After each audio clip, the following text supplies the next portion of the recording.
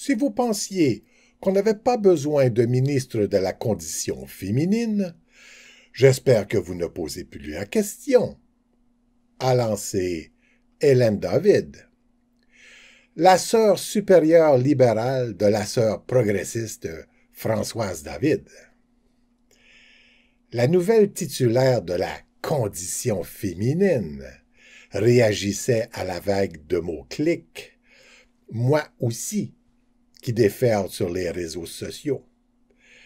Lancée par l'actrice Alyssa Milano dans la foulée de l'affaire Weinstein, est-ce que Alyssa Milano travaille au ministère de la Condition féminine? Non.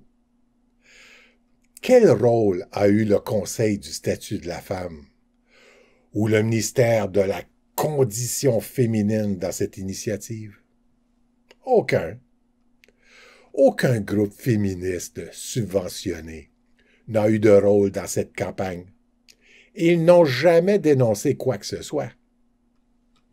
Le meilleur exemple est la grande manifestation de la marche des femmes après l'élection de Trump. Encore là, cette marche n'était pas une initiative de groupe féministe, grassement subventionnée par l'État. C'est le groupe Facebook privé Pantsuit Nation, créé en 2016 par Libby Chamberlain, conseillère et enseignante universitaire, et dont le seul but était de mousser la campagne électorale d'Hillary Clinton. Un groupe qui a atteint les 3 millions de membres et qui a amassé 170 000 $ pour la campagne des démocrates. Comme son nom l'indique, le groupe invite les supporters de Clinton de porter un pantsuit lorsqu'ils auront voté. Les discussions portent essentiellement sur les endroits où ces vêtements peuvent être achetés. Et il n'y a pas de discussion politique. Chamberlain le déclare elle-même dans une entrevue que je vous traduis. Pantsuit Nation n'est pas l'endroit pour défendre Hillary Clinton contre les attaques, ni de débattre de politique. Ce n'est ni l'endroit pour partager des articles de médias à son sujet. Le reste de l'Internet est bien assez grand pour ce genre de choses. Pantsuit Nation, c'est un partage d'enthousiasme. Donc, on interdit la discussion politique et on réduit l'activité d'un groupe à un événement mode dont le but essentiel est de porter un de ces pantsuits que porte Hillary Clinton pour en faire un symbole du vote des femmes. Autour des femmes de porter des culottes. On a clairement affaire avec l'extrême gauche communiste Antifa qui a pris contrôle des universités partout en Occident. Le groupe a bénéficié de la promotion de grands médias tels que USA Today et le Washington Post. Hillary Clinton a même remercié le groupe après l'élection dans son discours de concession de défaite. Une défaite qui a assommé ses 3 millions de membres.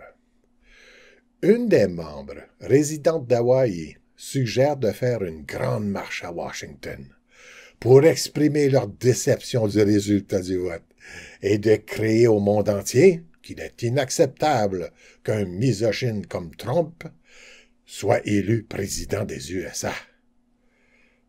L'idée fait son chemin et 40 000 membres sur les 3 millions se donnent rendez-vous à Washington le 21 janvier 2017. Pantsuit n'est plus. La marche des femmes est née. Toujours aucune présence d'organisation féministe reconnue. Libby Chamberlain fait alors appel à Vanessa Rubble, une spécialiste des communications pour l'Organisation des Nations Unies. Rien de moins.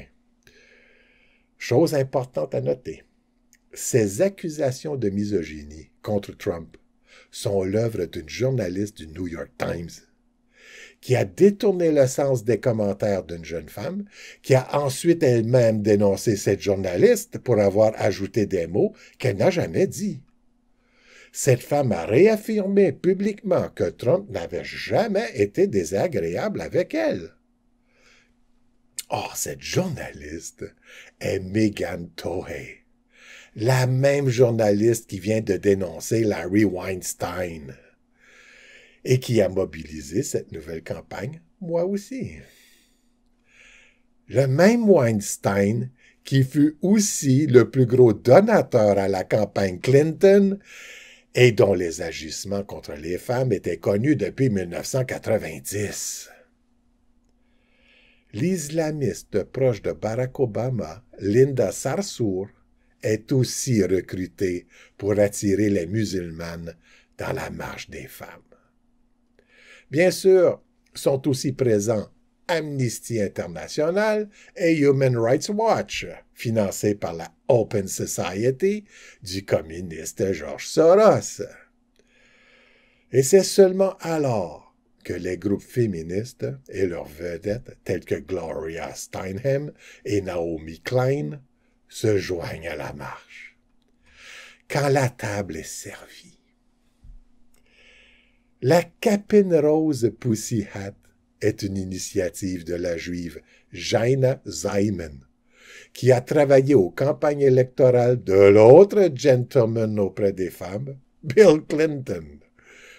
Zeiman est aidée par son ami Krista Sue, scénariste à Hollywood. Et bien sûr, Madonna, la bonne copine du Weinstein et qui se cache des médias aujourd'hui. T'as pas envie de nous montrer ton pussy hat, Madonna? Aucune de ces militantes et groupes féministes, avant, pendant et après l'élection, ne dénonce Harvey Weinstein, dont la réputation depuis 1990 est connue de toutes les femmes du milieu artistique et journalistique. On ne mord pas la main qui nous nourrit, n'est-ce pas? Weinstein, le plus important donateur pour la campagne de Clinton. Les groupes féministes peuvent organiser le rassemblement de 2 millions de femmes, les convaincre de porter des capines roses avec des oreilles de chatte sur la tête, puis les faire crier « On est des poussies », mais sont incapables en 30 ans d'organiser quelques femmes pour porter un mini-micro et une mini-caméra pour piéger Harvey Weinstein. Hypocrisie féministe. Suite au succès de ces révélations, grâce au New York Times, d'autres actrices se sentent alors plus confiantes de dénoncer d'autres agresseurs. L'une d'elles écrit à ses amis sa mauvaise aventure avec le producteur juif James Toback. Et alors un petit groupe de victimes se met à se former. Ces victimes se demandent comment elles peuvent organiser un forum pour discuter et rejoindre d'autres victimes de Toback. Elles font alors appel à un ami, qui décide d'en parler à son ami Glenn Whipp, journaliste au Los Angeles Times. Encore une fois, les victimes ne contactent pas de groupe féministe. Le réseau féministe ne sert pas à ça. Il ne sert qu'à ramasser des fonds et des subventions. C'est seulement avec les Weinstein, Toback et Clinton et Rosen qu'ils ont des contacts. Il a suffi aux journalistes de faire une recherche James Toback sur les réseaux sociaux pour trouver toutes les victimes et de les regrouper pour récolter leurs témoignages. Une quarantaine de femmes en tout. Ces témoignages ont alors été publiés. Et ainsi, un autre prédateur sexuel de Jollywood dévoilé par le Los Angeles Times cette fois. Bien sûr, je n'ai pas hésité à faire une recherche sur ce Toback. Et quelle découverte!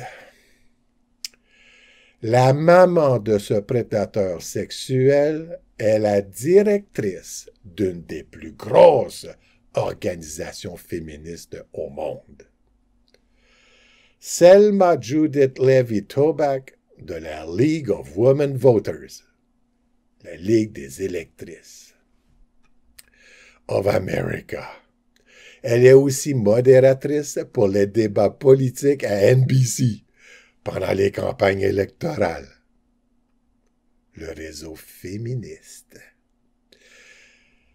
La League of Women Voters se dit non partisane, mais supporte toutes les politiques de la gauche progressiste du Parti républicain.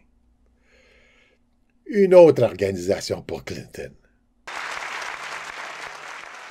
I'm honored to share this podium with representatives of three fighters for freedom, the NAACP, the League of Women Voters, and Human Serve. Members of the League of Women Voters have worked tirelessly for this day, along with our coalition partners. Americans are the big winners today. C'est même l'une des premières organisations membres de l'ONU, avec les Antifas de Langevin. Budget de 4 millions par année. Celle-ci aussi ne sert pas les femmes, mais une élite politique communiste, dont la progéniture est composée de despotes et de dégénérés embourgeoisés, islamisés et judaïsés. Non, Hélène David, on n'a pas besoin de ton ministère de la condition féminine. Les femmes se débrouillent très bien sans les groupes féministes et sans les deux mères supérieures David. Sur ce, mes amis, à la prochaine.